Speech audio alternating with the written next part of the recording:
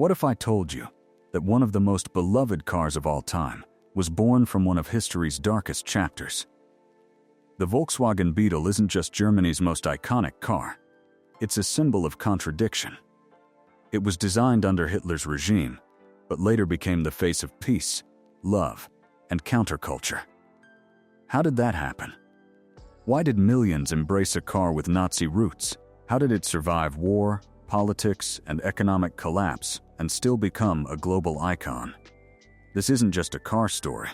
This is the untold journey of the VW Beetle. Chapter 1. Dark Origins. In the 1930s, Adolf Hitler had a vision: a people's car, affordable, simple, and built for the masses. It would be called the Volkswagen, which literally means people's car in German. But this wasn't just about transportation. Hitler saw the car as a tool of propaganda, a symbol of Nazi prosperity. He wanted every German family to own one, just like the American dream of the Ford Model T.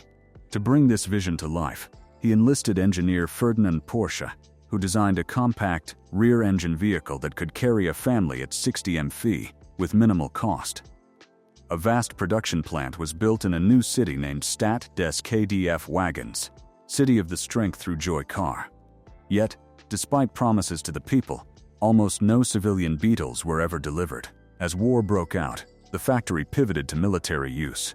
The Beetle's design was reworked into machines like the Kabelwagen and Schwimmwagen, used by Nazi troops across Europe. The dream of a peaceful family car became tangled in the machinery of war and conquest. But fate had a strange twist in store. The same car born in tyranny was about to become a symbol of freedom. Chapter 2. Rebirth after war. In 1945, Germany lay in ruins. The Nazi regime had collapsed, cities were shattered, and the massive Volkswagen factory was nearly destroyed by Allied bombings. The Beetle, once a Nazi propaganda tool, was buried in the wreckage of a fallen empire. Most saw no value in reviving the car or the factory. Even automakers like Ford and Fiat passed on the opportunity. But one British Army officer, Major Ivan Hurst, saw something others didn't. Hurst cleared the debris, restored electricity, and got the production line moving again. At first, Beetles were built for the Allied occupation forces, a stopgap solution that unexpectedly turned into a global phenomenon. The car was basic, but it worked. It was cheap, reliable, easy to fix, and most importantly, symbolized progress in a shattered nation. Germans who once ignored the car began to embrace it. In a country struggling to stand again, the Beetle offered mobility, dignity, and a return to daily life. By 1949, full civilian production had resumed. Orders poured in. The people's car was finally living up to its name. From the ashes of tyranny, the Beetle wasn't just reborn. It became the engine of a nation's recovery. Chapter 3. Global Phenomenon. In the 1950s and 60s, the VW Beetle didn't just stay in Germany. It quietly conquered the world. It arrived in the US as an oddity. But by the mid-60s, it was everywhere.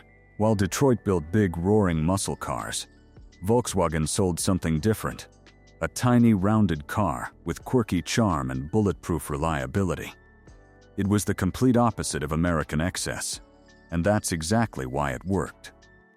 During the age of rebellion and counterculture, the Beetle became a symbol of anti-establishment values. Hippies, students, and dreamers embraced it as more than just a car. It was a rolling expression of freedom. Then came the genius marketing. Volkswagen's Think Small campaign didn't shout. It whispered, with self-aware, minimalist ads that broke every advertising rule. It became one of the most iconic campaigns ever created. The Beetle starred in movies like Herbie the Love Bug, showed up in Beatles album art, and became a fixture in college campuses across the US. By 1972, it had officially outsold the Ford Model T, becoming the world's best-selling car. From Hitler's blueprint to Hollywood stardom, the Beetle defied history and became a symbol of individuality, peace, and global unity. Chapter 4. Legacy and Impact. The VW Beetle's legacy is unlike any other car in history.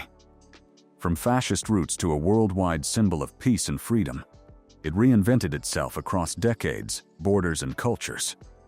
More than 21 million units were sold before production officially ended in 2003, and again briefly, in 2019. Few cars can match that. Its iconic shape still lives on in ads, films, garage walls, and pop culture. It wasn't the fastest, the loudest, or the most powerful, but it was deeply beloved. The Beetle didn't just move people, it moved generations. Subscribe for more untold stories of classic cars that changed the world.